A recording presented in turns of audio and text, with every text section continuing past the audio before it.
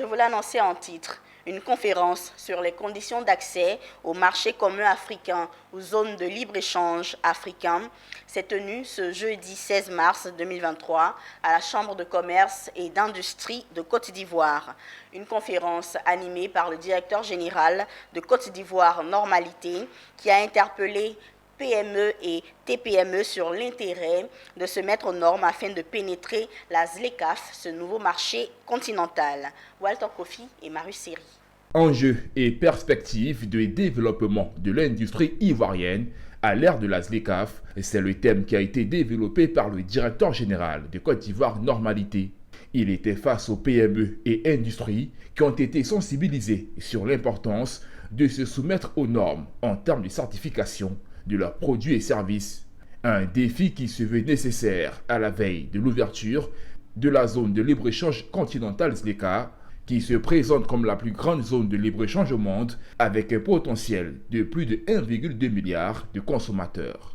C'est-à-dire que vous avez un marché de plus d'1 milliard de consommateurs, mais la seule barrière objective, ce sera le respect des normes. On dira que c'est un marché commun, mais si vous ne respectez pas les normes, le marché se ferme à vous. Donc ça, est-ce que les opérateurs économiques l'ont compris? On se questionne. Autant vous avez besoin d'un passeport pour voyager, autant les produits ont besoin d'un passeport qui est la certification, pour assurer bien sûr le client qui est à l'extérieur.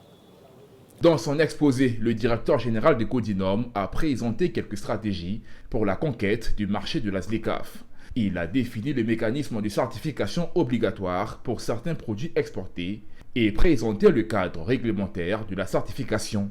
Voilà, je pense que cette conférence-là nous a apporté beaucoup de choses.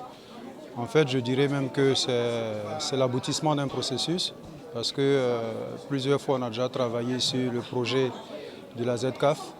Et Dieu merci, aujourd'hui, vraiment c'est l'aboutissement, c'est une grande joie qui nous anime.